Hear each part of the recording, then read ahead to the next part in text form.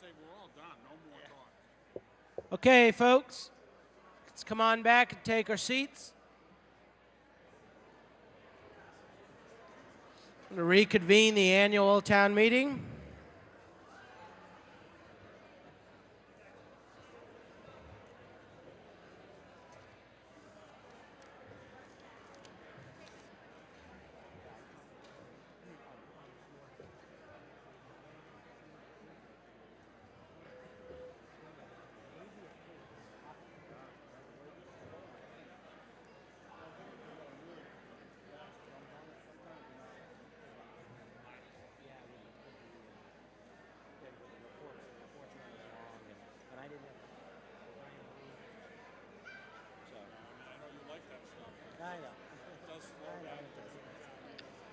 Okay, town meeting members, please come forward. We need to reestablish the quorum.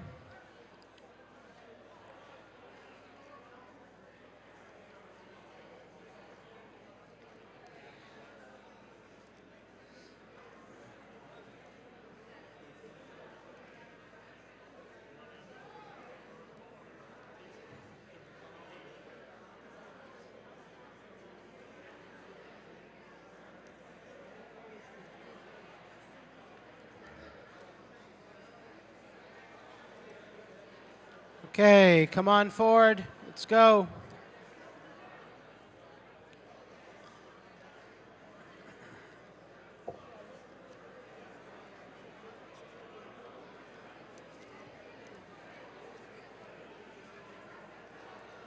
Okay, let's reestablish a quorum. If all town meeting members present could please get into the aisles where their seats are so that the tellers can establish the quorum.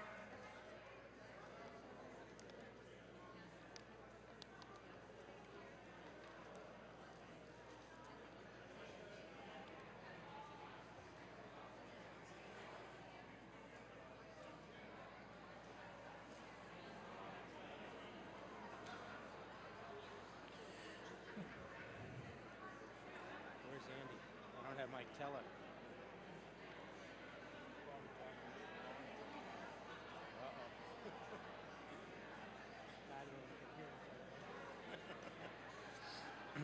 Okay. Where's my teller in the second division?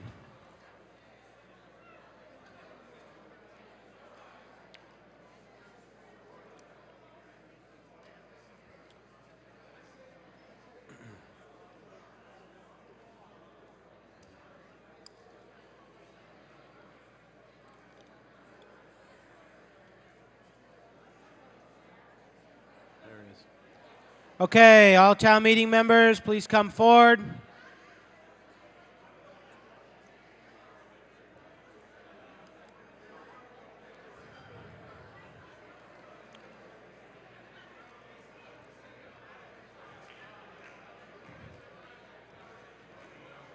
Okay, here we go. All town meeting members present, please rise for the establishment of the quorum and the tellers are returned to count.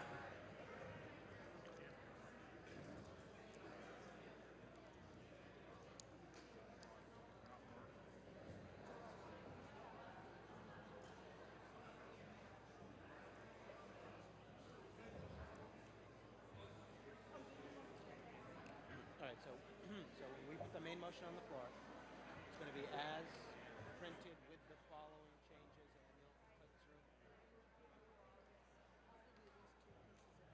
I think we got that. School department. To school department, the Upper Cape number. That's all I've got. I got school department, Upper Cape number, and the Woods Hole Library, because it said North Falmouth Library, and the total number.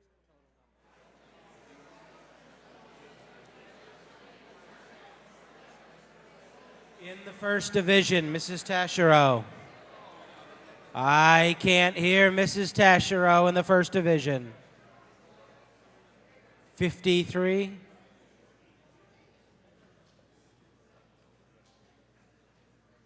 The second division, Mr. Dufresne. 81. In the third division, Mr. Hampson. 69.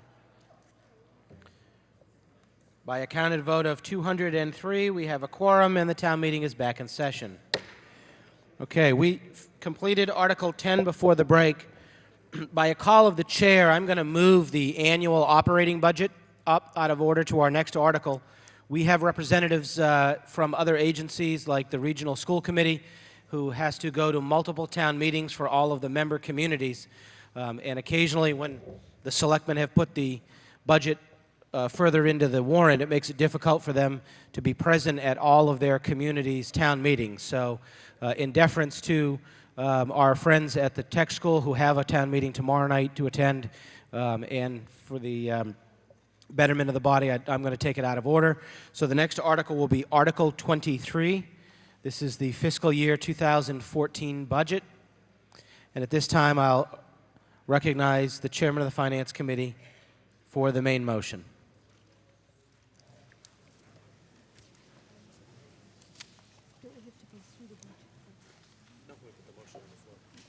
This motion? Yeah, so as printed with the following changes. Okay, I'm going to, I have one of these for you, David.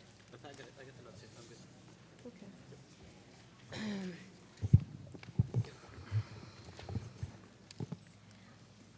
Mr. Moderator, I move the town vote to transfer from the parking meter fund to be applied to budget 01210. This is the police department, in the amount of $165,000. Transfer from the embarkation fees to budget 01210-51110. This is the police department salary. And to budget, and I'm making a change in this, to budget 01220-51110.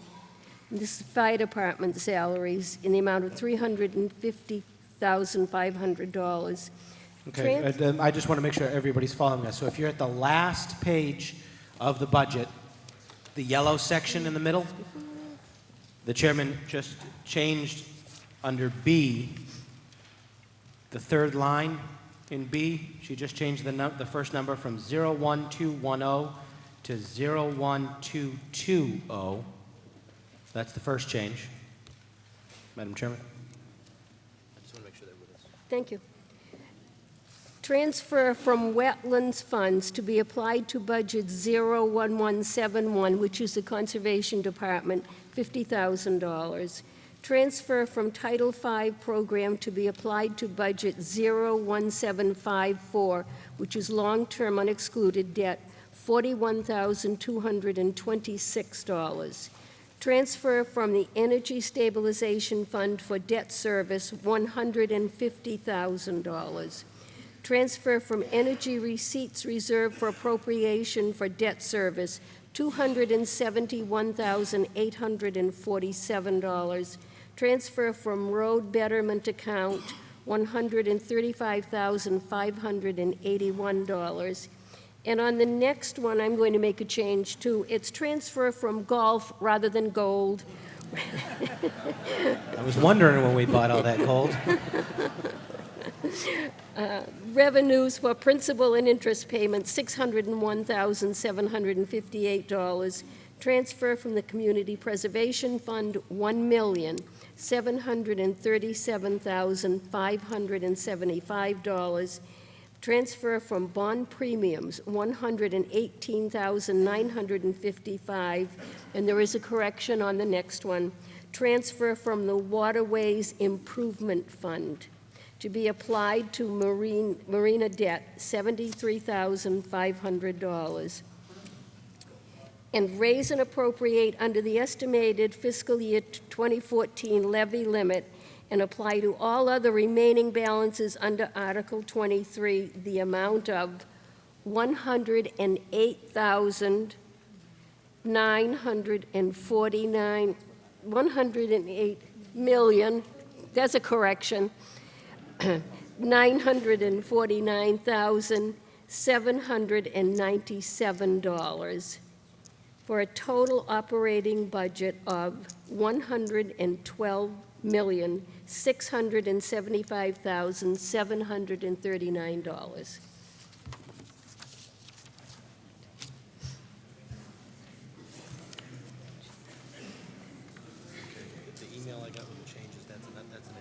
changed it? We changed this twice? Which one? That's 633, Yeah, 551. and that was the upper Cape. That's why That's the number you have right here. 633. yeah, but that's not, this is the one we have, because we put the extra money in for the town clerk. Oh, you made those changes Yeah, already? oh, yeah, Okay, so now make the changes in the expense. Let them know what the changes are in expenses. oh, yeah, yeah.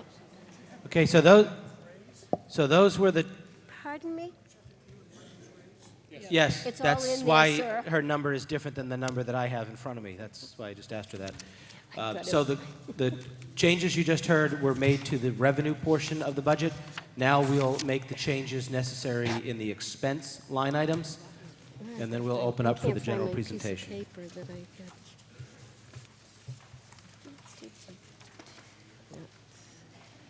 Tells you the line, and that's Right. what it should be. Yeah. Okay.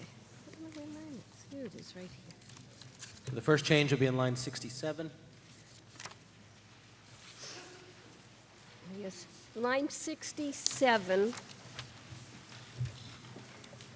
is changed in the salaries and wages from $201,433 to $213,621.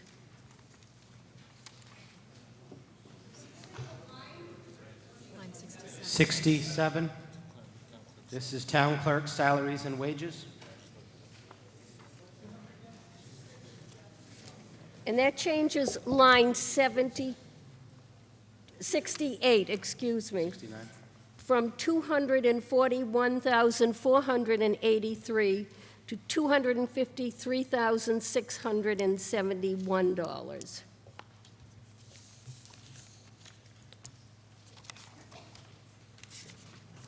Okay, the next change is in line item 193, school department. Yes.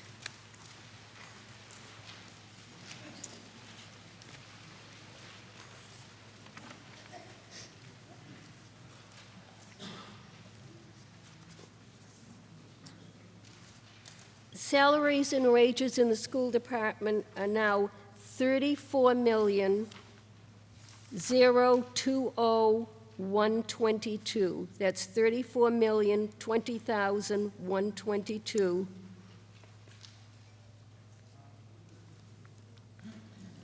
And the otherwise unclassified line is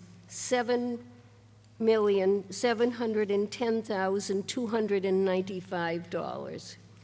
This just moved money between the two lines, and the total for the school department remains the same. And the next one is line 197. And the operating budget for the Upper Cape Tech now is $2,370,573. Line 198, which is capital program, is $107,366. And line 199, the total of the Upper Cape School is $2,477,939. And I do have one more change on line 247. Please change North Falmouth to Woods Hole. Thank you.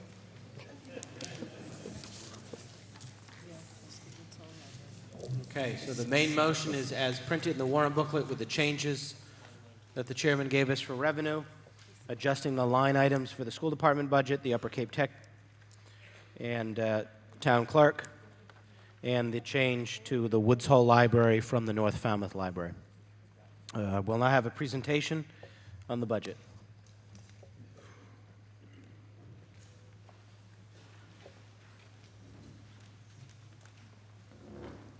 Our town manager, Mr. Suso.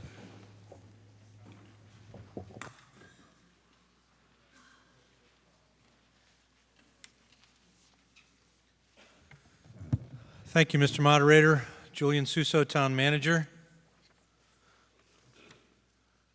A summary of the proposed FY14 operating budget.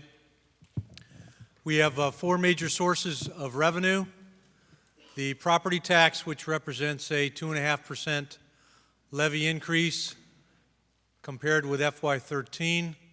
Estimated local receipts are level funded. State aid anticipates a 5% reduction in FY14, and other available funds will be discontinuing the use of Waterways Improvements account to fund the operating budget, and it is used specifically for capital items.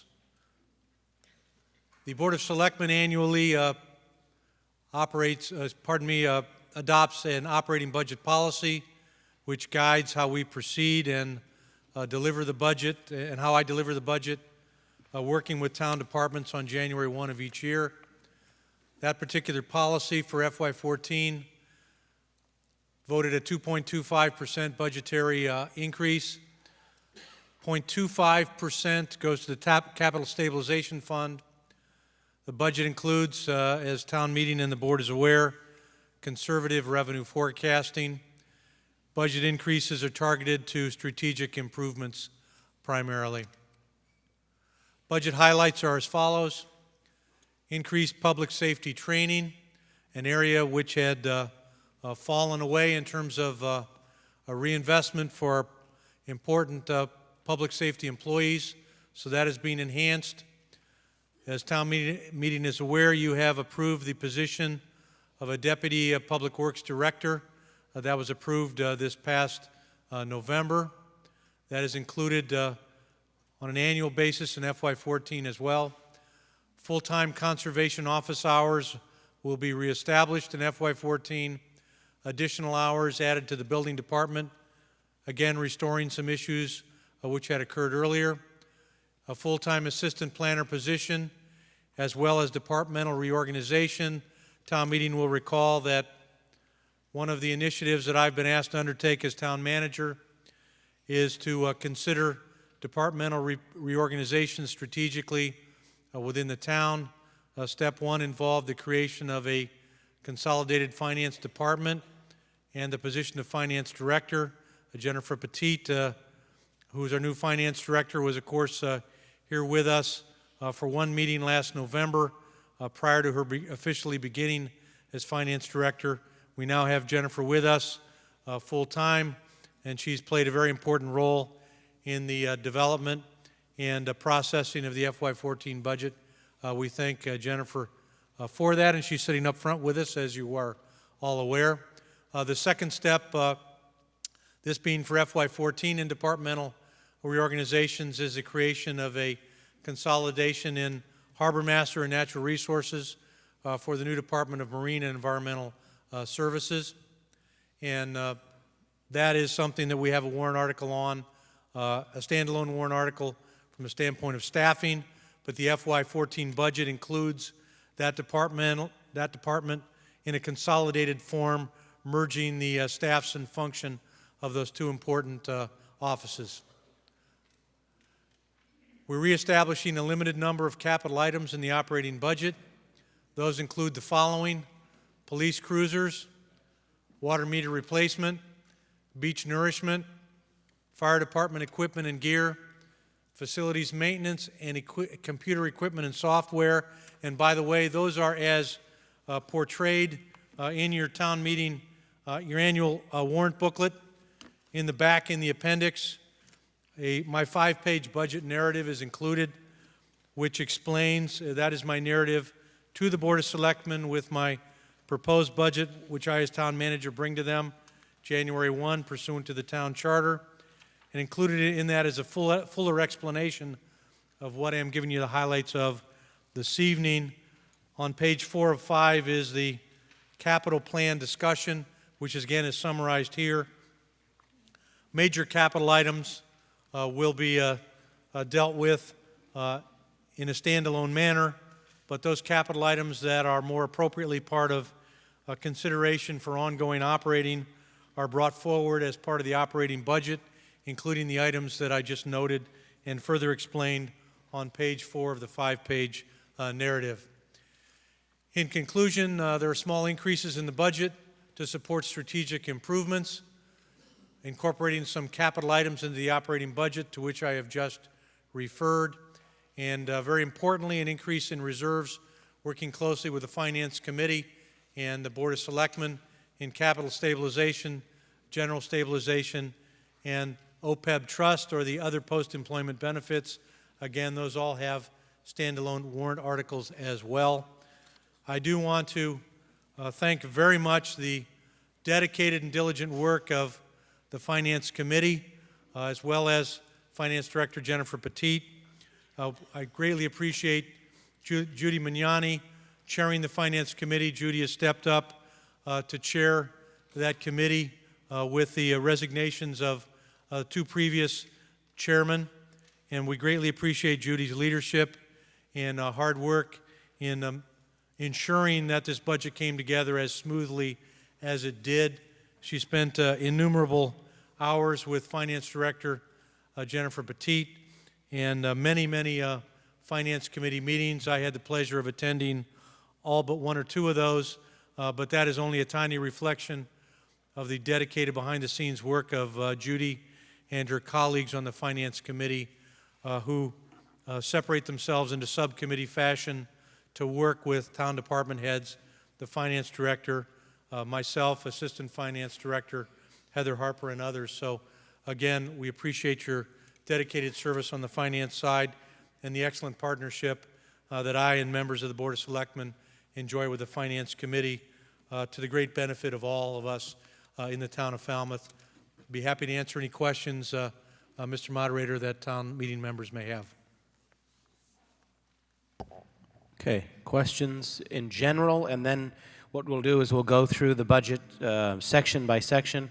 It's not a blanket. We'll just go into it section by section. If you have questions or amendments, you can do that when we get into there. But are there any general questions for the town manager before we begin going through the sections? Okay, then let's jump in. Thank you, Mr. Sousa, and thank you, Judy, for your leadership as the new chair of the Finance Committee, and Jennifer, welcome as our new administrator for Finance. The first section is town meeting, lines 1 through 3. Town moderator, 6 and 7.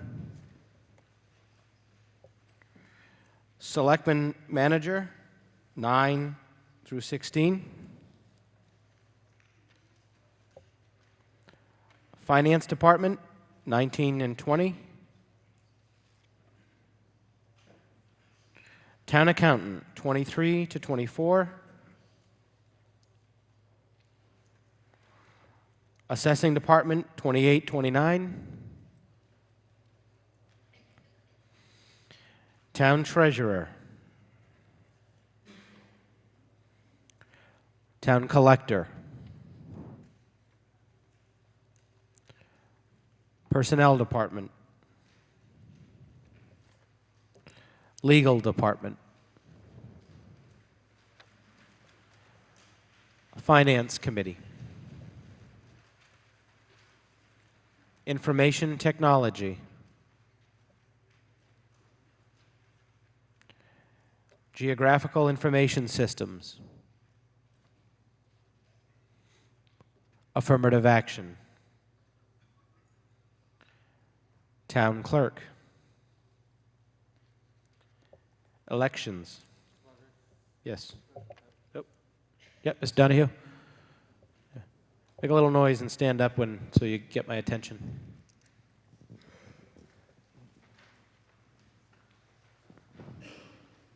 Mr. Moderator, not being familiar with this budgetary process, do I have to make a motion at this point? The Finance Committee already added your previous increase to this line item in the main motion. Thank you, Finance Committee. Yep. Anything else under the town clerk? Elections.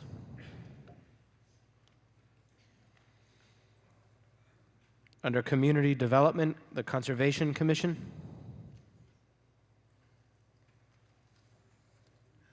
Planning Department. Zoning Board of Appeals. The Building Department. Health Inspection. Under Public Safety, the Police Department, the Fire Department, Emergency Preparedness, Marine and Environmental Services. Under the Department of Public Works, Facilities Maintenance,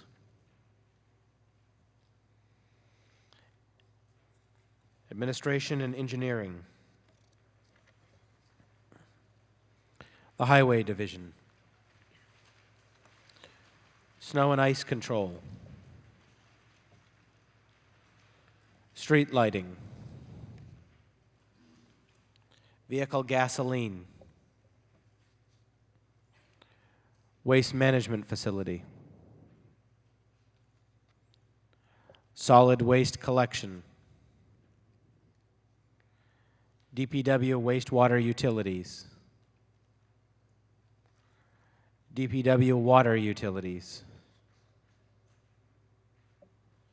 Renewable Energy, DPW Tree Warden, the School Department, Upper Cape Vocational School,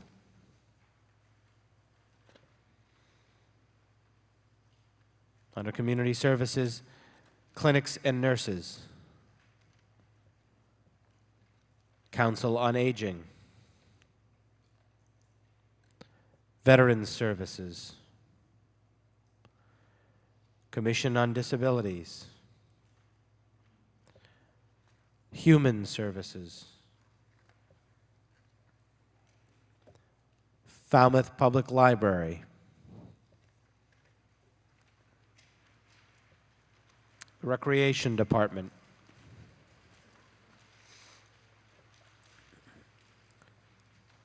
the Beach Department, the Bikeways Committee, under Townwide Expenses, Retirement, Unemployment, Health Insurance,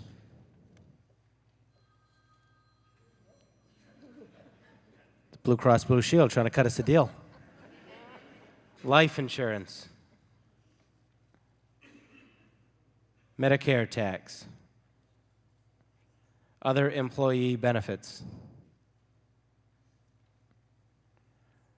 court judgments, town insurance, under debt service, long-term excluded debt, long-term unexcluded debt, short-term excluded debt, short-term unexcluded debt. Any further discussion on the operating budget? Hearing none, then the question will come on the main motion as presented by the Chair of the Finance Committee. All those in favor signify by saying aye. Aye. All those opposed, no. The ayes have it, unanimous. Madam Chairman. I would just like to point out to town meeting that this budget whole process was as easy as it was to get through town meeting tonight. It was done well and very cooperatively with the administration, and we had lots and lots of help from our financial director, and I want to thank her. Okay, thank you, Judy. Jim? Mr. Suso. Thank you, Mr. Moderator. I'd just like to take a brief moment to thank my colleague and retiring school superintendent, Mark Dupuy, for his excellent assistance and support and cooperation in the FY14 budget process, and during my limited time with FY13 as well. I would be remiss if I did not acknowledge Mark's excellent abilities to work as a team player with all of us on the budget, and it just makes an extraordinary difference, and makes my job that much more of a pleasure. So, Mark, you'll be missed, and thank you for all your contributions. Thank you, Mr. Moderator. Okay, thank you.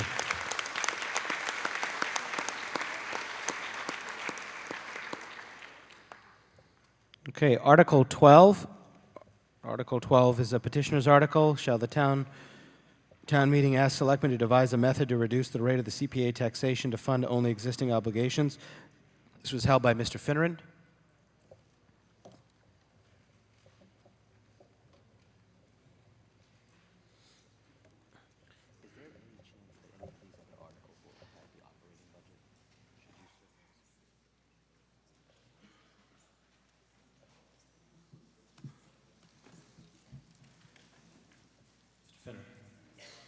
Motion on the floor. I'd like to put a positive motion on the floor for this. Okay. As printed? As printed. As printed. Mr. Finneran. Okay. Thank you, Mr. Moderator, and members of the board, town officials, town meeting members. Article 12 reads, shall town meeting ask selectmen to devise a method to reduce the rate of CPA funding to fund only existing obligations, therefore creating the opportunity to fund capital projects without raising the rate of tax obligation or to take any other action. Next slide, please. How it is done. By home rule petition or special legislation, same way it was enacted. Can you go back? Thanks. I left this article very loose in the hands of the selectmen, and they can do it how they choose, basically. Many people tried to read into it a little more than necessary. Creating the opportunity to fund projects does not earmark the savings for capital projects, but it merely frees up the needed tax dollars for use wherever needed without raising taxes overall, which I'm sure most people think is a good thing. Next slide, please. Part of the CPA is for open space. This is from the DEP, My Community Falmouth.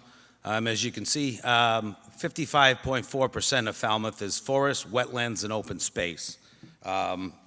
That's actually up from 2 years ago when it was 52.4%. Anyone can look at an aerial photo of Falmouth and in the summer, obviously, and see that it's fairly green. And open space is nice, but we do have quite a lot of it. And you got to ask yourself, do we need more money or do we need more open space? Next slide, please. The CPA spends a lot of money. Anybody who's a taxpayer knows it when they get their tax bill, they look at the top line. This is one of the projects they did. They spent about $300,000 restoring the building which is owned by public broadcasting. The nearest figure I could find is public broadcasting gets about $445 million from the federal government as it is. And as nice as that is, I question if that's a good use for taxpayer dollars, and many people that I speak with have the same questions. Next slide, please. They also have spent some money on churches. I have nothing against churches. I attend church regularly. But again, there's supposed to be a separation of church and state. And again, the question is asked often. I mean, why do we spend our money on such things? Next slide.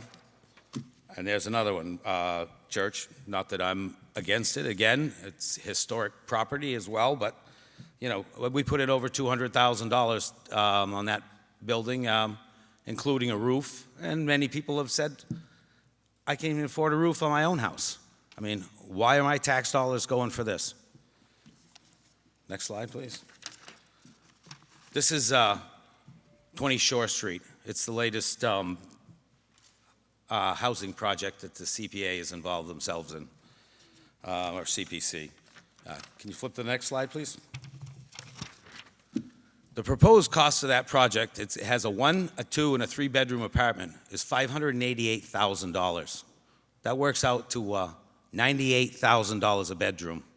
That would be the equivalent of purchasing a 3-bedroom house for $296,000. How many people are in $296,000 or holding $296,000 mortgages on a house that may be worth $220,000? I mean, it seems kind of upside down for me.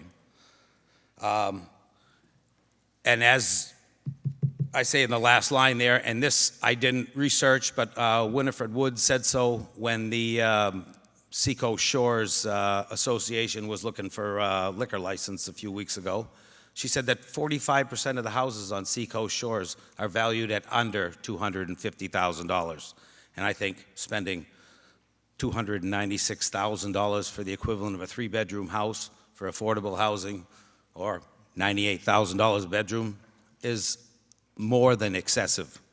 When I was at the CPC meeting, when they proposed this, there was an official from one of our housing agencies there, and I leaned over and I said to him, "Don't you think this is a little bit excessive?" I said, at $98,000 a bedroom, I said, you could probably leverage a whole house for somebody.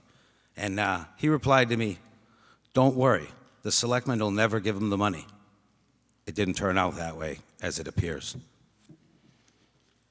Next slide, please. This is CPC fund balance and a basic overview of their monies. Their estimated revenues from taxes are going to be $2,516,000, and the estimated state match was $704,000. Now, if you look up in Webster's, match, the definition of match is equal. I don't see how that match is equal. Their long-term principals and interests are $1,737,000 yearly. If they're collecting $2,516,844, that leaves an annual available amount of $779,269. That's the amount of money that we can save. That's the amount of money that if you vote for this, you can put somewhere else. And it's obvious that we need this.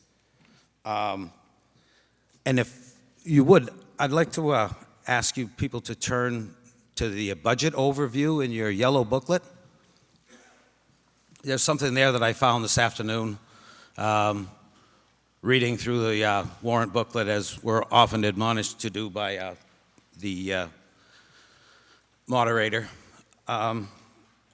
Under the part that it says debt, I wonder if somebody can explain that to me. Now, I thought the CPC was standalone. It says that, and I don't have my book with me, but it says that the long-term debt is going down and we're going to realize the savings in the overall budget. I don't quite understand that, and maybe I'm ignorant, but can somebody explain that to me?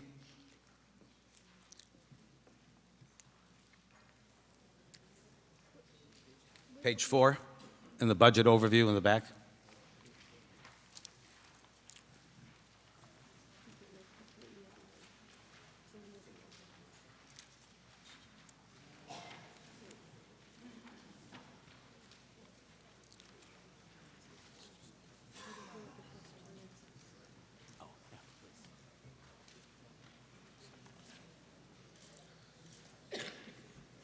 It says for fiscal year 14, debt for service spending will diminish by 4.1%, or $675,243.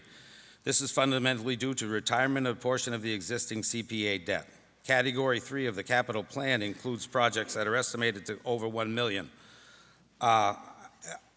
It appears here that they are applying CPC money to capital projects, or planning on it, or contemplating it, or I didn't really quite understand that. Can anyone explain that to me? Retiring debt means that the tax rate would go down when that debt retires unless you assume new debt. Yeah, but is not the CPC funded by a straight 3% surcharge? So how could one have anything to do with the other? Because the CPC is paying for a portion of debt on projects that it's done and bonded out over a longer term. For example, the land bank, which was the biggest leading into this with the land purchases, they're bonded out over a period of time, and then they're paying off the debt that they borrowed.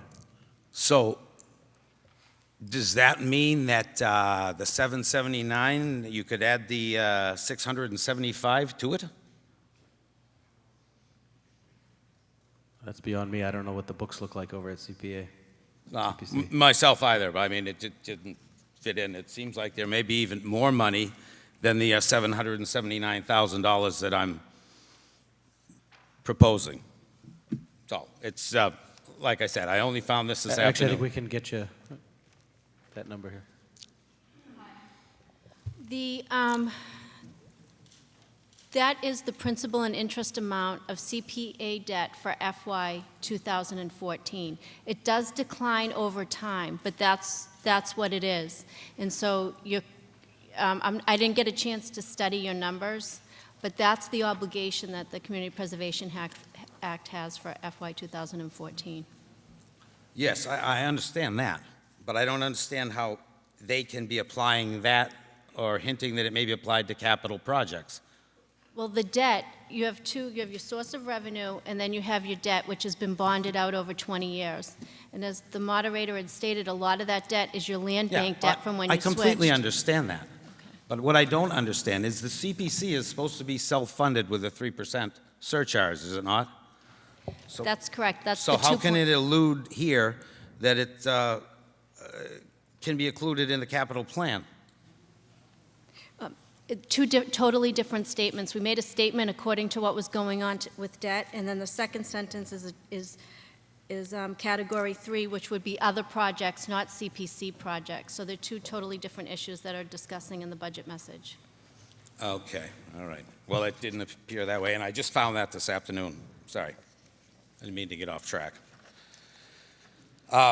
Regardless, there's $779,000 that would become available if you voted this.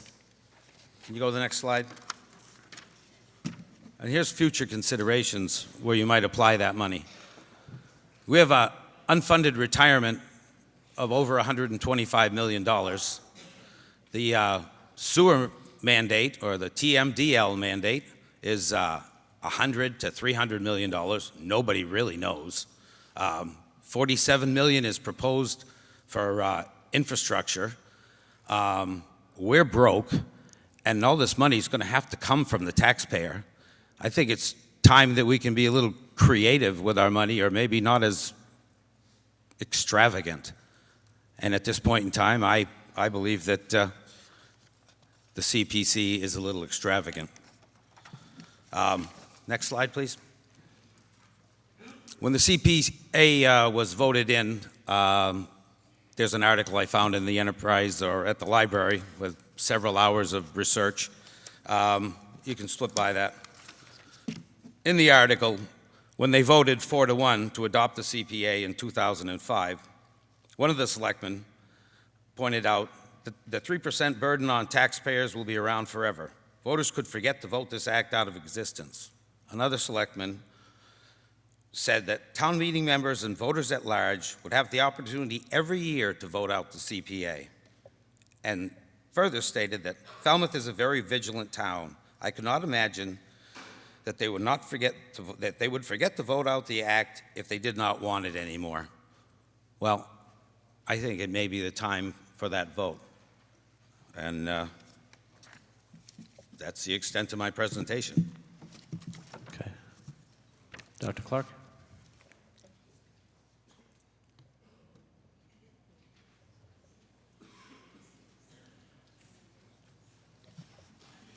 Good evening. My name is Peter Clark. I'm from Precinct 1 and chairman of the CPC. I do not want to take a great deal of your time. We debated this article a year ago. You received, or should have received by email or as you walked in the door, a 2-page summary about CPC and what it has contributed, and I would just like to summarize that quickly.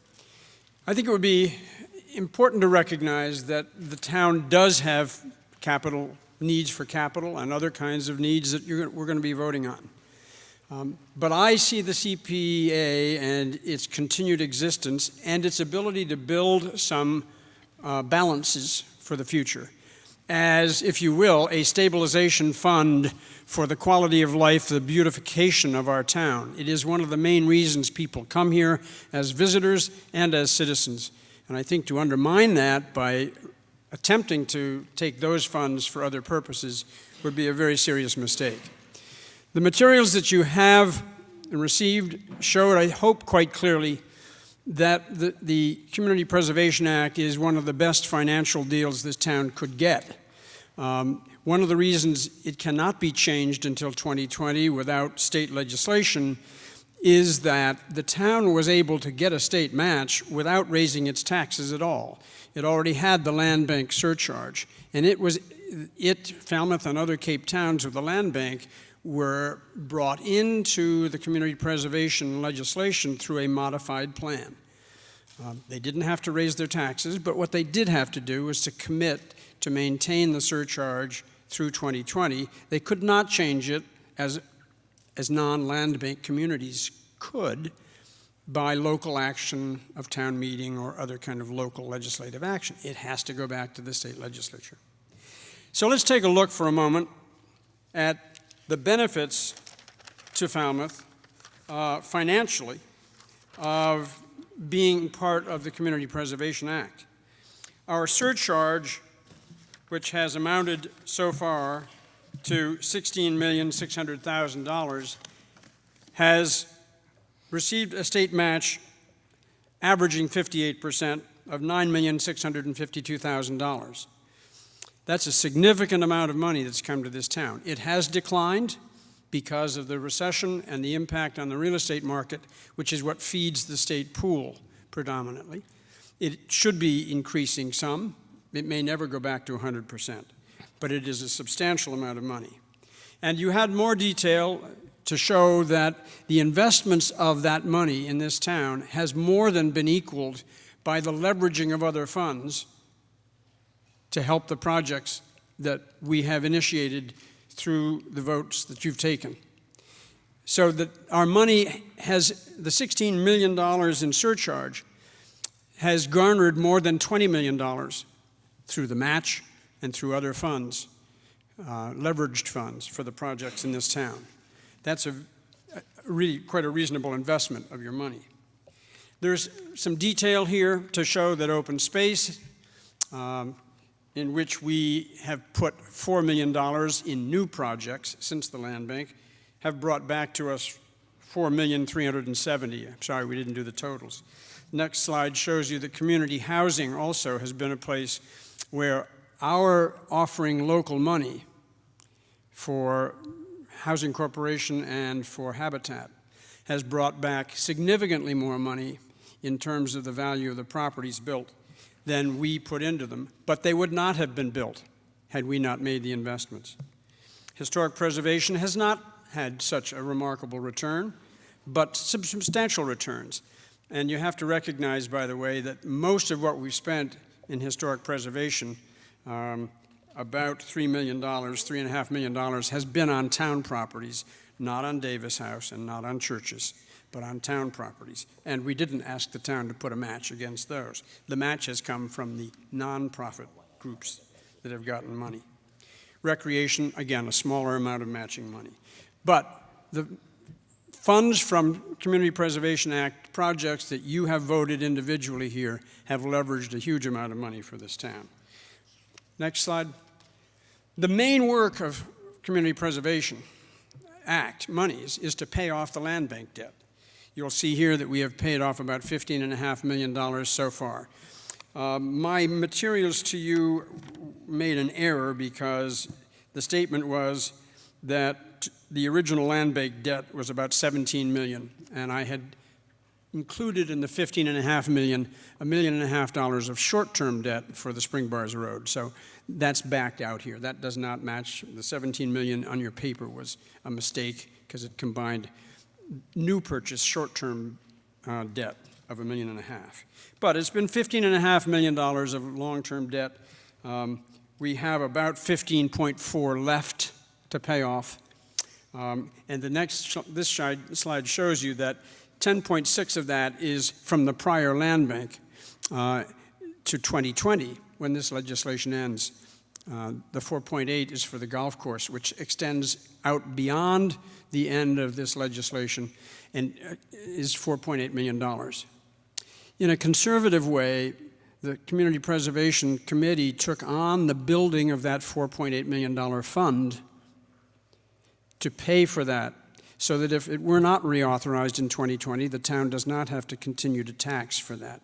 That's one of the fund balances that we have been building up.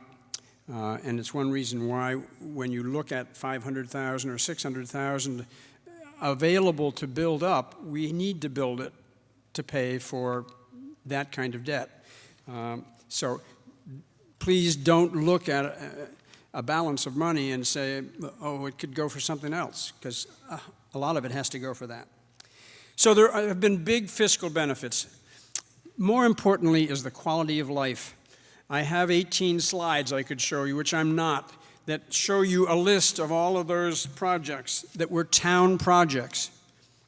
And it was purchase of land to save watersheds, to provide open space. It is buildings like the school administration building, Long Pond Pump Station, library, town documents. There's another number that I'd like to be sure you understand on the materials I handed out. It said that 84% of all CPA funds have gone directly to town projects. When you count the land bank debt, that does not count the land bank debt. When you count the land bank debt, it's more like 94%. Very small portion of CPA funds have actually gone to nonprofits. They've gone to 4 major projects, and you saw pictures up there of 2 of those 4 major projects. So the money contributes immensely to the beautification of the town, to the preservation of land that protects watersheds and gives you open space, to new housing opportunities and new recreational opportunities. I'd like to move to the last slide in this series, which would be slide 8, I believe. It's being suggested here that you can get money from a community preservation surcharge for other reasons. There's a small likelihood of that because it's special legislation that sets a precedent, a negative precedent. The legislature doesn't like to pass that kind of legislation. But then, of course, it doesn't automatically make those funds available for other purposes. You would have to pass here and take to the town on a ballot a Proposition 2.5 override to retax that money for other purposes. And what that would be doing is undermining the future of your ability to provide recreational facilities, housing, open space, and historic preservation. In the new legislation that just passed, we can now rehabilitate recreational facilities. We could not do that before unless CPA funds had bought them. Now we can make investments in playgrounds and athletic fields around town. You won't have that money if you follow what Mr. Finneran is asking for. You won't have balances that can buy open space and get you the $500,000 state land grants that come back. You have to make big investments to get that money back to help you. You won't be building the balances for the future. So I urge you, please, to vote this down. Thank you very much. This time I'd like to recognize the chairman of the Finance Committee for a notification. I move, I notify of reconsideration of Article 23, which is the budget, in case we have to change it. Okay, thank you. Normally I get the notice of reconsideration of the budget right after the vote, but we moved on quickly, so thank you, Madam Chairman. Notice of reconsideration has been served. Next on my list is Ms. Putnam. Up to my left.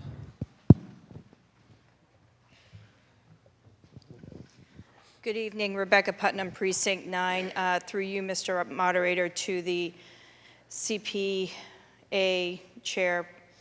There was a slide up there showing housing,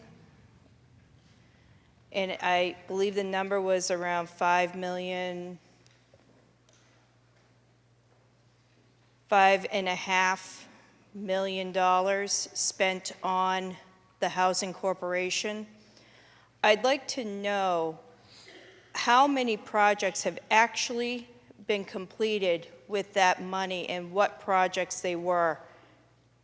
And are there any pending? All of that money was part of the Schoolhouse Green VFW housing project. Excuse me. That is the money that was leveraged by our relatively small investment in that. We actually invested in that project. I'll tell you the exact amount here in just a second. But it was in the order of $550,000 that we put into that project. And the letter that we got from the Falmouth Housing Corporation actually talked about something like more than $7 million, but we weren't sure. We hadn't a chance to double check that, so I didn't put that amount of money in. So, I'm sorry, excuse me, of the $5.5 million, you've only actually spent $550,000 on a project? Our investment of CPA funds through the Falmouth Affordable Housing Fund. We put the money into the Falmouth Affordable Housing Fund. The Affordable Housing Fund made the project grant to the Falmouth Housing Corporation of about $550,000. But the whole project was worth close to $7 million. And so the rest of that money came from other sources, tax credits, other kinds of housing funds. The important point is they wouldn't have been able to do that project if we hadn't made our little small $500,000 grant, because those other granting organizations look to see whether the local community is supporting that effort. I guess that's not. No, let me clarify, because I'm hearing people yell over here, and I think you can't read the slide.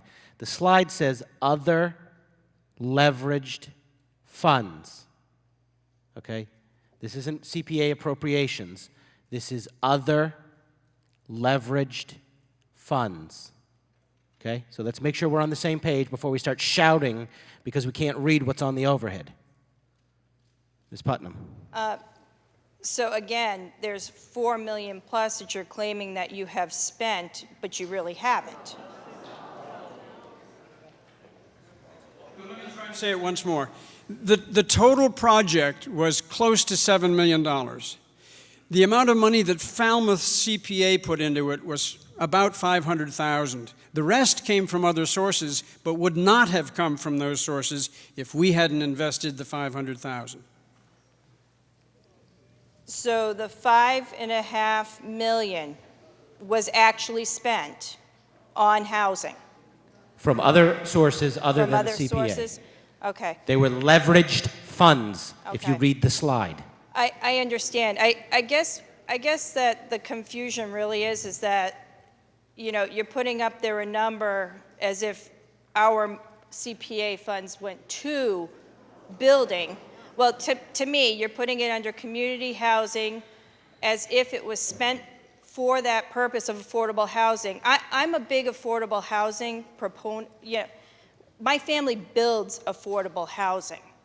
And then I see something where you are going to spend $588,000 on renovating one house when that money, probably about a third of that amount of money could be going towards actually building 3 full houses, putting in the utilities, completing the houses for people to live in over on St. Mark's, or in another area in town where we have land that could be building.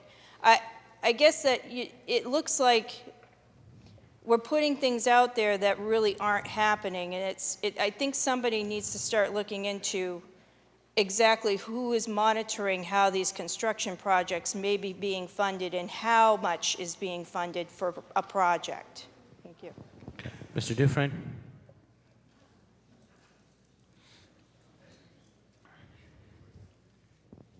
Adrian Dufresne, Precinct 2. First of all, I'd like to thank Dr. Clark for his total presentation of the benefits that the town of Falmouth has gotten out of CPC. The land bank tax, when it was first proposed back in the early 80s, didn't pass in the town of Falmouth, regretfully.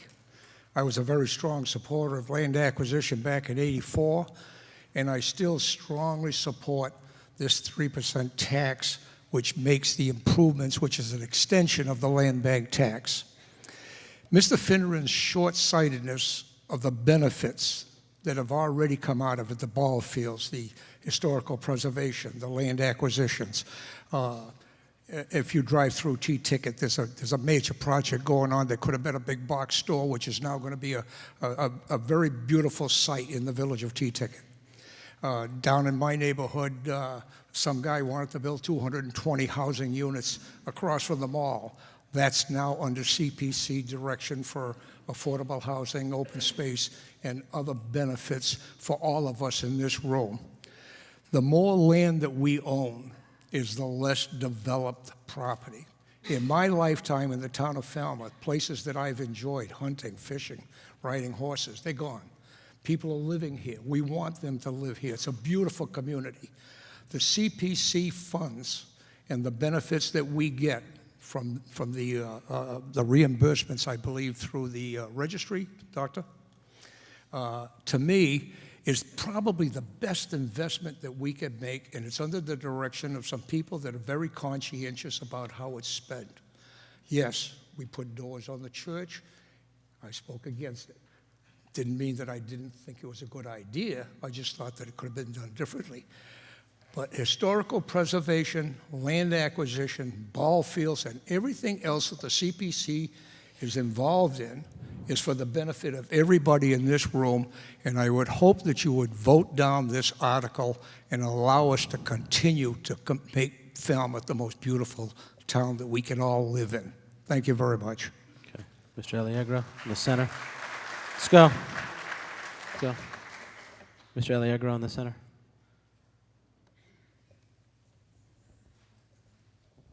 Thank you. I'm Mark Allegro from 7th Precinct. And I'm new to this process, so I'm asking for a clarification with a question through the moderator to either Mr. Clark or Mr. Finneran.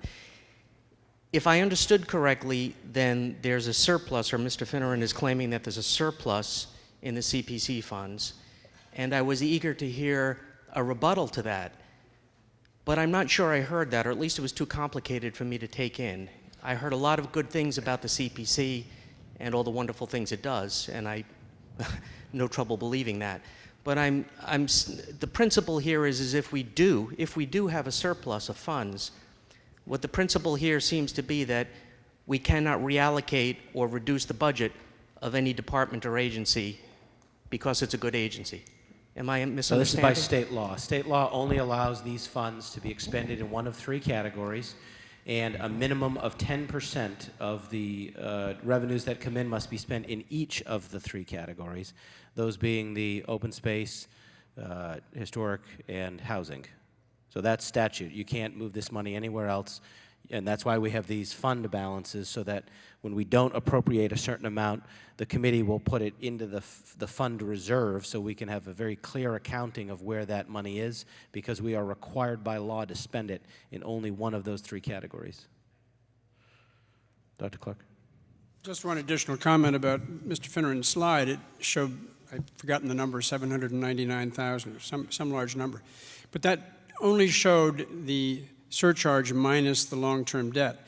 It didn't show, as the town moderator has told you, that we are required to spend 10% of the total revenues in community housing and historic preservation. So you take those pieces out of that balance, and the balance gets considerably smaller. Okay. Yep, I got one more. Mr. Latimer, did you have something new? You want to, McNamara? Mr. Latimer moves the question. Gee, Richard, that's unusual for you.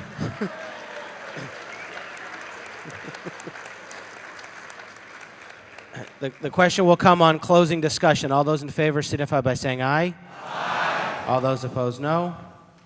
The ayes have it, and the discussion is closed. The question will come on Article 12, the main motion as printed. All those in favor of Article 12 signify by saying aye. All those opposed, no. No. It shares that the ayes have it, the noes have it by a majority, and the article does not pass. Article 13. Article 13, shall town meeting members be required to sit in designated areas by precinct? Mr. Finneran for a main motion. On the floor, please. As printed? As printed. Okay, as printed. Mr. Finneran. The article reads, shall town meeting members be required to sit in areas designated by precinct, thereby promoting the openness and public accountability prescribed within the Constitution of the United States under Article 1, Section 5, Paragraph 3, or take any other action. And can you put the next slide up, please? And this is the actual article. Each house shall keep a journal of its proceedings and from time to time publish the same, excepting such parts that in their judgment may require secrecy. And the yeas and the nays of the members of either house on any question shall, at the desire of 1/5 those present, be entered on the journal. This question has come up numerous times. Over the last 3 or 4 years, I've heard it probably dozens of times. There seems to be many times a difference between the actual standing vote and the voice vote. People, voters, taxpayers, seem to be interested in how people vote. I mean, everywhere else you're basically required to tally your votes. I think that, and others do also think that they would like to know how the people they vote for actually vote. I mean, it's not an electronic measure as is used in the House and the Senate or wherever, but if they were to sit by precinct, people would be able to look on TV and see what's going on, who's voting for what. One of the other things that would be a positive feature of this is people would be more likely to stay till the end of town meeting. A lot of people leave. When I brought this up at it was presented at the selectmen's meeting, someone said that they like to move around and present their side of whatever the question may be. Someone who's elected to their precinct is basically elected to serve the people that voted for them. Lobbying or moving a question can be done out in the hall, and it's just a basic question of openness, and I don't see why anybody would vote against this. Well, tell me why. Okay. Discussion on Article 13. Mr. Latimer.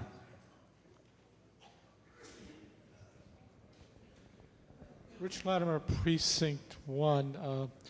If Mr. Finneran hasn't noticed this, I'm sure all the lawyers in the room have, and I would hope most of us have. Article 1 of the Constitution prescribes what Congress must do down in Washington. It has no bearing upon what is required or even desirable for a body like this, a town meeting in a town like Falmouth that goes back long before Article 1 was drafted, whose local town fathers were running the town according to their own schemes and their own belief of what is appropriate. Now, if we were to take Mr. Finneran's proposal literally, that would mean that, well, we have a couple of selectmen up there who are town meeting members, but they couldn't sit there because they'd have to be down here. Now, what would that do to the way we have decided to run our town meeting? It's ridiculous. Thank you. Ms. Hayward? Ms. Hayward, to my right.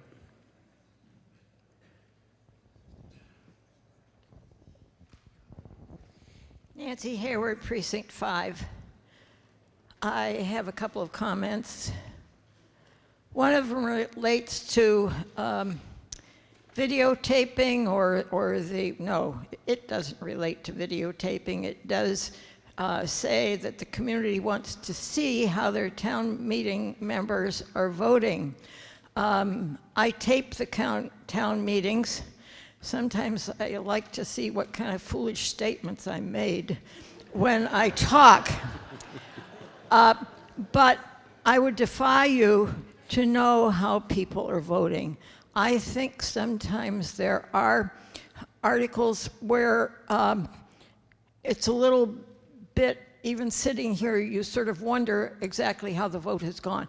But when we have a vote like that, the moderator will call for a count of the vote. And I think that my constituents in Precinct 5 have been, for the first time, quite outspoken to me via email about their feelings are, what their feelings are about how they would like me to vote. Now, there are, I have the numbers here.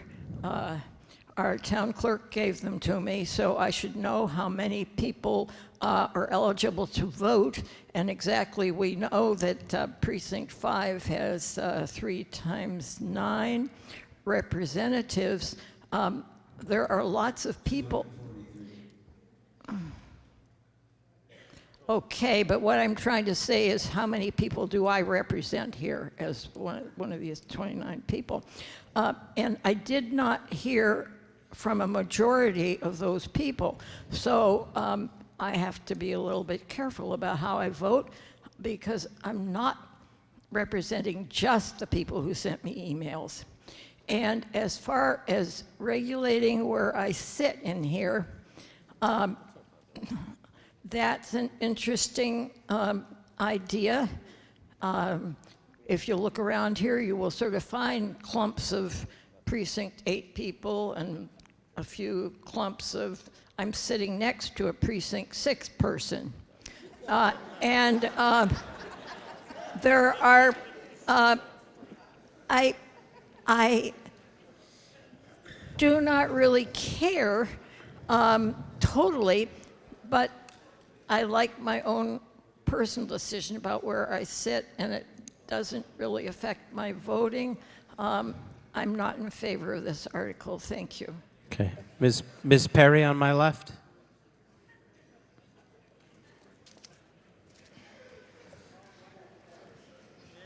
Thank you. Thank you, Mr. Moderator.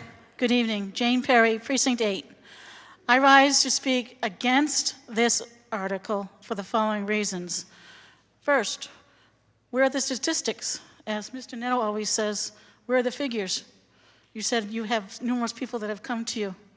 Were these in the coffee shop socials, or do you actually have statistics that support your idea? Been mentioned to me numerous times over the years. And as far as Mr. Latimer's comment, Okay. we are the Congress. Ms. Perry has the floor. May I finish? Okay. I believe I do have the floor, correct, Mr. Moderator? Yeah. Thank He you. was answering the question there. That Okay, but I can give you the statistics from the Rules Committee at a future time. We did poll this out with town meeting members a number of years ago. Because this is my second point I was going, is that we talk about procedure and policies. We have a town meeting rules procedure committee. Did I know this is a petitioner's article, but did he ask or consult their advice? And third, as the Commission on Disabilities chairwoman, how are you really reasonably going to accommodate someone who is disabled? Let me give you an example.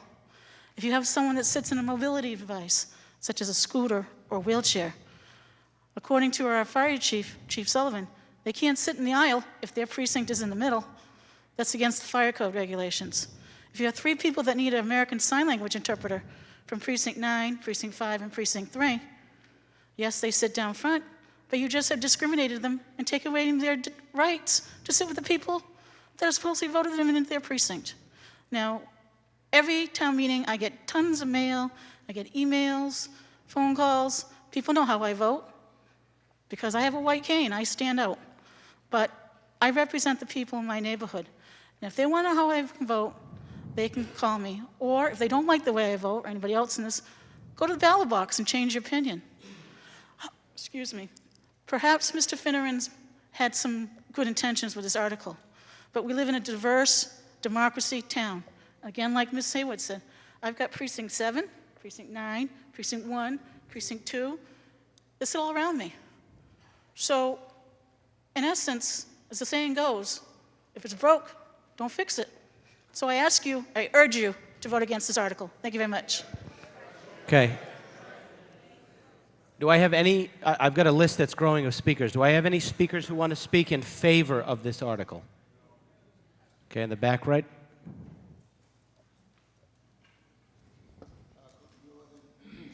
Precinct 2. I see nothing silly or frivolous about this article. I think it's merely the desire of most people to know how their elected representative vote. It is an attempt, maybe there's a better way, but presently I think that this should be considered seriously. I certainly would support it because I like to know how people are voting, whether they're local or national. Thank you. Okay. Further discussion? Mr. Fish? Question? Mr. Finneran? I proposed in no way discriminating against anyone. If you have to sit in the outside of an aisle, it would be entirely possible. I mean, you would just portion it off by sections. People really would like to know how people vote. People are more interested in knowing how the person in their own precincts vote than in other precincts, obviously, because those are the people they vote for. Representatives, wherever, should be able to answer to their voters. I didn't make this up myself. As I said, it's come across many times, and I think that many people have seen and heard differences between voice votes and standing votes, and it just promotes greater accountability, simply. Okay, the question will come on Article 13 as printed. All those in favor signify by saying aye. All those opposed, no. No. It's been the chairs that the noes have it by a majority, and the article does not pass.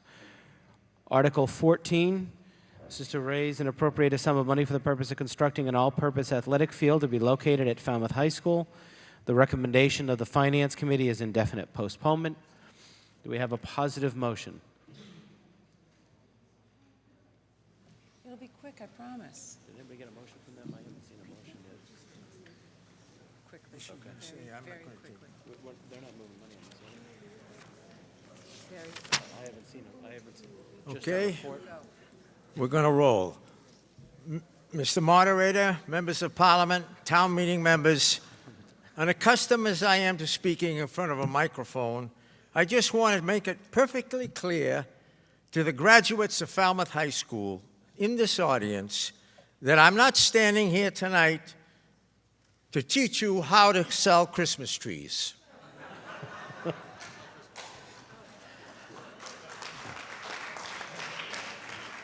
The committee and I would like to present to you via PowerPoint presentation what we think is a bang for your buck so far. At this time, I would like to turn this presentation over to Karen Bissonette. Okay, before we can go further, I need a motion on the floor of town meeting. So can I have a motion on this article? We're just making an update presentation. We're not going to be asking for any money. As recommended? Okay. So, all right. As recommended, the main motion is indefinite postponement. I just want to caution, because we have had a 15-year precedent of only debating an article when there's a positive motion on the floor. And so when we've done that in the past, we've had a motion to take the action, and then at the end of the presentation, we've asked town meeting to vote not to take the action. So that my old mantra of yes means yes and no means no. So this is a little out of scope to be doing a presentation without a main motion on the floor. So what I would ask, just to keep our procedure in line, as it has been for the last 15 years, that we have a motion as printed, and then at the end ask town meeting to vote no. Okay? Thank you. Thank you. All right, we will be brief. As you can see, that is the committee. And I just want to thank Mark Dupuy, Kathleen Burke, and Joe Driscoll for their help with this. Next slide, please. I just wanted to let you all know, you gave us $35,000 to begin this project, and I just wanted to let you know what we've done with that money and that amount of time. We've actually cited the project. We have cited it so that it's close enough to the school that it's going to save us a lot of money as far as locker rooms go. And we have a preliminary budget, estimated budget that I'll show you. We've secured Together We Can, which is a 501c3, to be able to get donations for this project. And we've started the fundraising process and got commitments from organizations and individuals in town that said they would help with the project. This is a site plan of the high school, and the project has been sited directly behind the field house. It's very close to the parking lot. If you've been in the back, there's a new parking lot and some basketball courts. It's directly behind that area. The reasons that we cited it there, and believe me, we looked at many locations in the area, but the reason we cited it there is because it's very close to the school, because of the terrain, it's near the utilities, which is going to save us a lot of money. It's not taking away from any of the existing fields, so we are adding a field instead of converting a field. And there would be no disruptions to the current playing fields while this project was going on, which was really important. And also, we'll be renovating some locker rooms within the field house instead of constructing new ones. This size field is going to be able to accommodate field hockey, lacrosse, soccer, and football. It's going to have the fences that will be appropriate for that, and that is going to be big enough for those regulation sports. These are the estimated costs. We worked with an organization called CDM Smith, and they helped us come up with these costs. So this is the preliminary estimates. And the last couple slides are just some individuals and organizations that have already committed to help us with this project with either in-kind gifts or cash. So we just wanted to show you that there is quite a bit of support out there. There are two different slides for this project. And we are going to be coming back to you in November looking for money. We didn't think that this was the right town meeting to do so. So we are going to do that in November. And hopefully we will, and I'll make a bold statement that we're going to be coming back to you for less than $2 million, because we're going to be able to do a little bit of fundraising and get some in-kind commitments from some people that can help us with the project. And I thank you. Does anyone have any questions? Okay, discussion on the article? Mr. Latimer?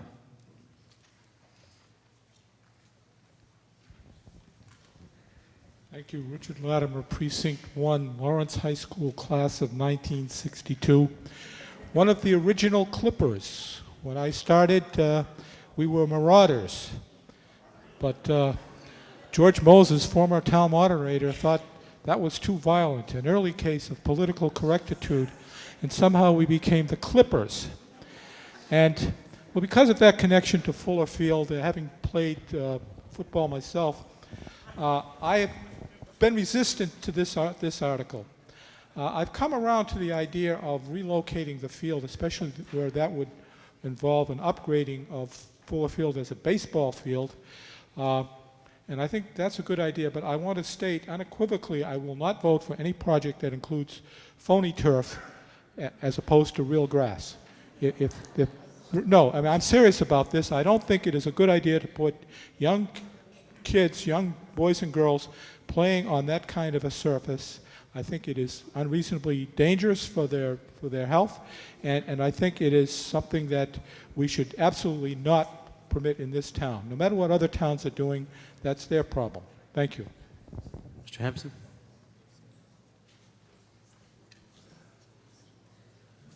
Mr. Moderator, might as well say it now. If this goes beyond, I'd like to extend this beyond 11 o'clock.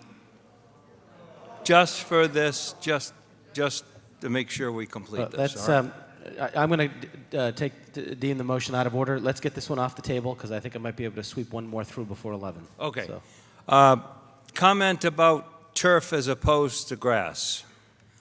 I made several surveys of the present ball fields, and if you ever saw the amount of geese that are defecating on that thing, There is no way in heck that you want your kids to go playing in that field after a night and day, okay? I don't know what it is, but it's just incredible, the density of geese on both fields. That would not happen if you had artificial turf. Thank you. Okay, Mr. Scherer? I'm just going to make a comment. up. We have Dr. Robert Wilsterman, who's an orthopedic surgeon here in town, is on our committee, and he's just going to say something about the safety issues. Yeah, hi. There have been innumerable studies done that have shown that third-generation turf fields actually are safer or as safe as grass. The incidence of concussion is significantly less. The incidence of concussion in cold weather when the turf field remains at its usual hardness, but the grass field is frozen, are remarkably less, and the actual incidence of ACL injury is less when measured. These were measured at D1 collegiate level sports, but the only study I could find that showed that third generation turf fields were more dangerous than grass was a report on Fox News that was it was unsubstantiated by any kind of statistics. Okay. The question will come on Article 14 as printed. Remember, we're not taking any action today. They just wanted to make a report, okay? Mr. Scherer, they just wanted to make a report. And quite frankly, as good as this committee, it's self-appointed.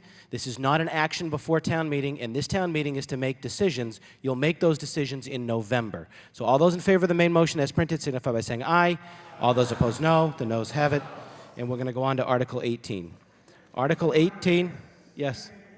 One statement, please. I'll be out of here in a second.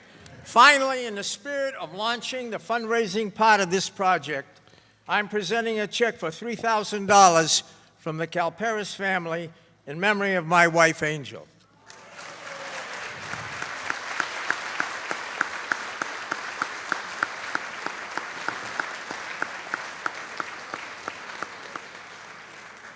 Thank you, Calpe.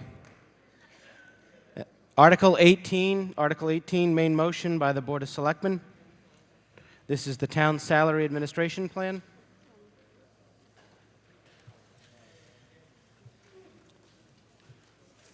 Mr. Moderator, I move Article 18 with the following modifications. Delete natural resource technician G7, 1710 to 2163 per hour. Okay, the main motion is as recommended. I don't have a name for this. Who held this article? Yep, Ms. Lowell?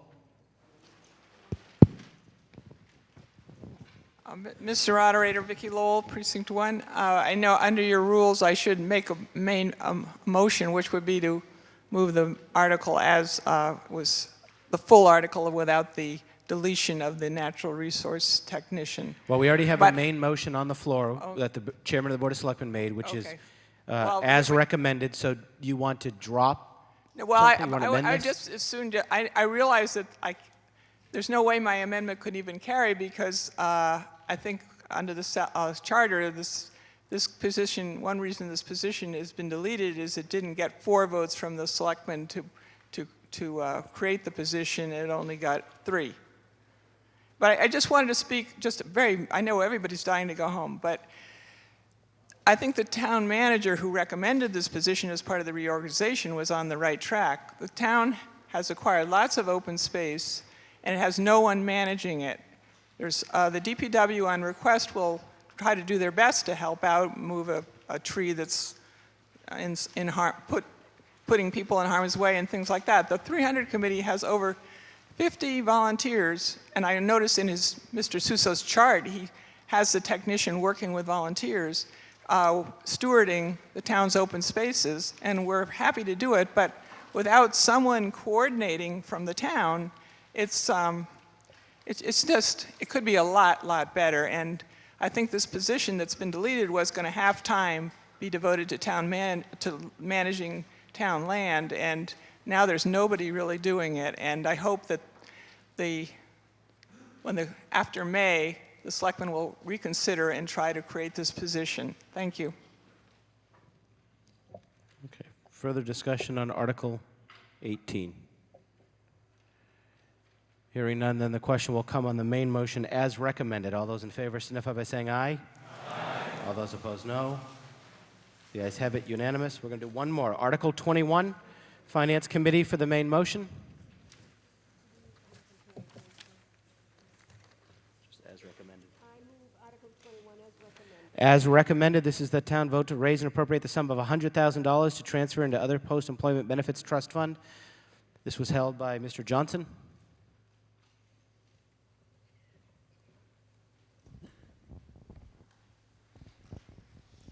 Leonard Johnson, Precinct 5. I'm certainly in favor of this article, although the amount of money seems rather paltry. We have a major problem that maybe you and I won't be paying for, but people are going to be paying for it pretty soon. And as the unfunded pension liability and the unfunded health insurance. These are two huge numbers. And now that we have a director of finance, I will repeat the request I've made in the past, that we get a report that's made available to the Finance Committee, the selectmen, and the people in the town meeting, that talks about what the consequences are of these huge unfunded liabilities. What are we going to do about it? In the paper today, Chicago is facing a terrible problem with its budget because the state of Illinois is requiring Chicago to begin to fund retirement for its teachers. The mayor doesn't like it because just funding the retirement for the teachers, not everybody else, was going to raise the tax rate by 150%. I'm not suggesting that Falmouth is Chicago, but this is a major problem, and we need to define what the issues are and to begin to develop a plan for dealing with these issues. Thank you. Okay. Further discussion on Article 21? Hearing none, then the question will come on the main motion as recommended. All those in favor signify by saying aye. Aye. All those opposed, no. The ayes have it, unanimous, and we'll stay in recess until after the special town meeting, and we'll convene the special town meeting at 7 o'clock tomorrow evening.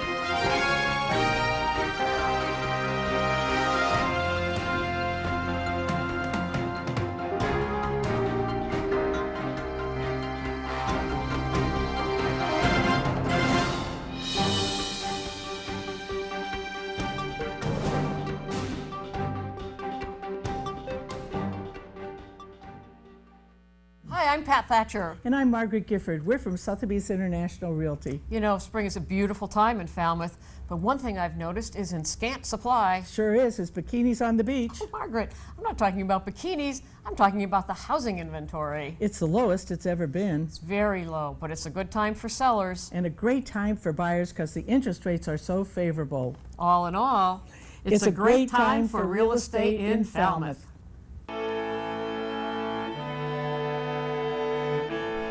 Nestled in a classic New England setting amid 200-year-old elm trees and charming colonial homes, stately sea captains' homes, and charming Cape Cod salt boxes, Shoreway Acres is a graceful blend of Cape Cod's past and present. Shoreway Acres, proud sponsor of Falmouth Community Television.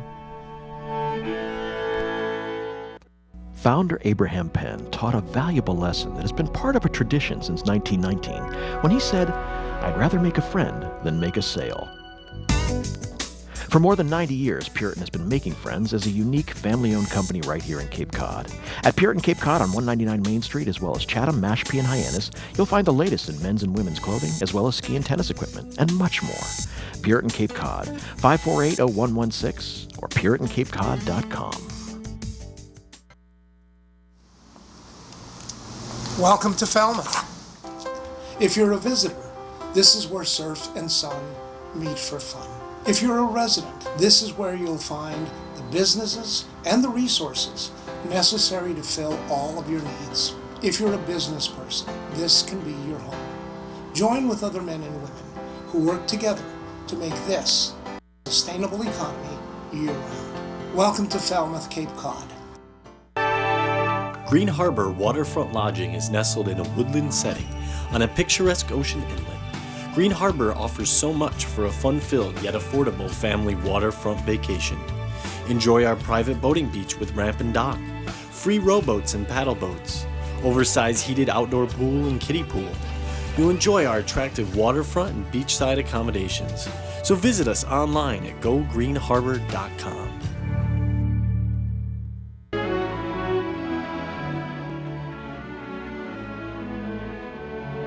Remember, WC Communications is your printing team. We are calm and cool under pressure. You can call us at 508-563-7366 or toll free at 1-800-696-7303.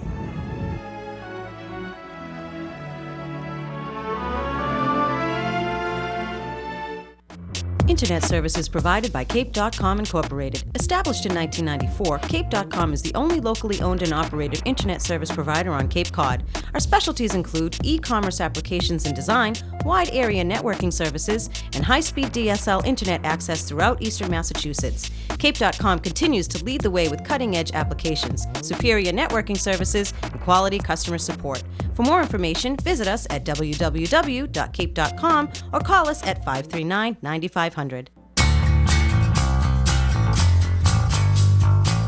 Cavosa Excavating is a family-owned and operated company specializing in the installation of Title V septic systems. Cavosa Excavating is one of the largest septic system installers on Cape Cod. Whether it's upgrading your current system or installing a whole new system, Cavosa Excavating can do the job. Cavosa Excavating, 508-563-5530.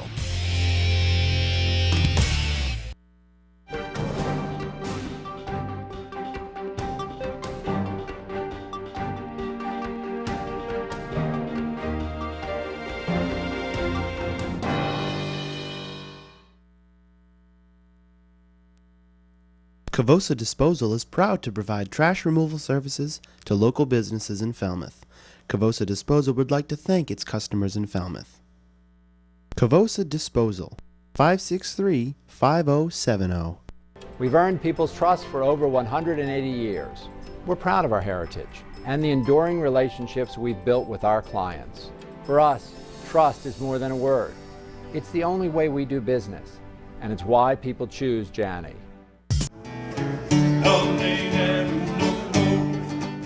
Leah McGuire's Irish Pub, Main Street, downtown Falmouth. What an Irish pub should be. Sláinte. Bayside Kitchen and Bath on Main Street in Falmouth, where design and installation professionals work closely with homeowners, architects, and builders.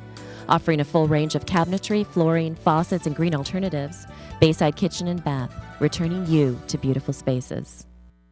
Eastman's has been Falmouth's hardware store since 1913. Today, we offer a paint department, over 30,000 fasteners in stock, and a friendly staff to assist with all your hardware needs. 508-548-0407. Wild Harbor General Store, located in historic North Falmouth Village, providing quality goods and services for 170 years. Continuing to make history with our support of FCTV's coverage of Falmouth Town Meeting. Carpet Barn, Carpet One Home Showcase, a local family-owned business offering all your premier carpet and flooring needs. They also feature tile and vinyl floors, area rugs, window treatments, and kitchen and bathroom cabinetry, serving you at 4 convenient locations. Bringing you the news through the years, The Enterprise. Their subscription information line is 508-299-8379, and you can visit them on the web at www.capenews.net.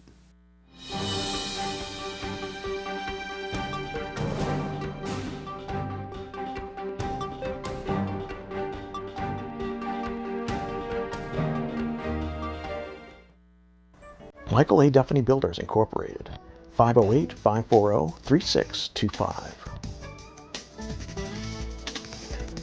Falmouth Volunteers in Public Schools, 508-548-1621.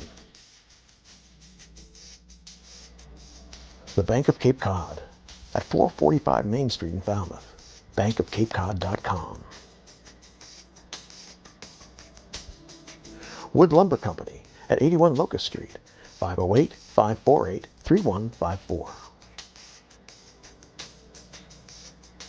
Neighborhood Falmouth, meeting seniors' needs, 564-7543, neighborhoodfalmouth.org. Green Shuttle of Cape Cod, 866-934-6476, or gogreenshuttle.com. Foley Real Estate, at 703 Main Street. The number is 548-3415. M.R. Sars & Company, Flower Garden Nursery, at Sandwich Road in Hatchville, 548-5288. Danny's Barbershop, 508-548-6013.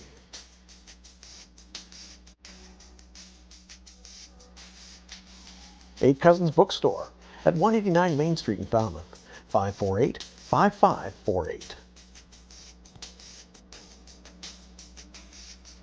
Paul's Precision Automotive Repair, at 464 Main Street, 508-548-3164. David Rogers Electrician, Residential, Commercial, Industrial, 564-7507. Murray & McDonald Insurance Services, Incorporated, at 406 Jones Road in Falmouth and 550 MacArthur Boulevard in Bourne.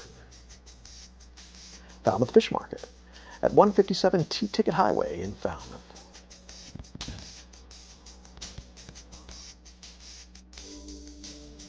Hamilton Tree Incorporated, 508-563-7633, or www.hamtreeandland.com. Oppenheim & Nickerson, LLP. Their law office is at 156 Locust Street, 508-548-8255. Davy Tree and Lawn, at 996 East Falmouth Highway, 548-2662. Andy's Barbershop, in the Falmouth Plaza.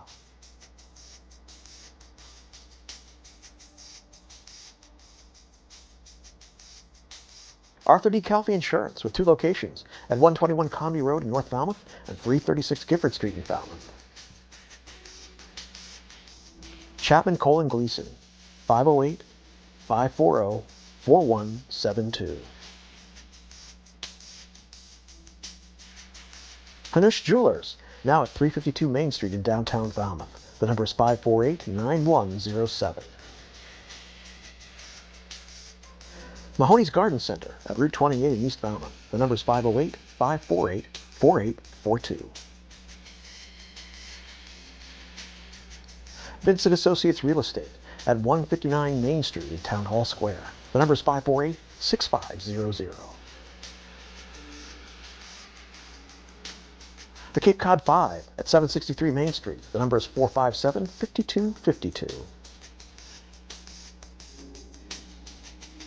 Cape Cod Cleaning, 508-563-7622.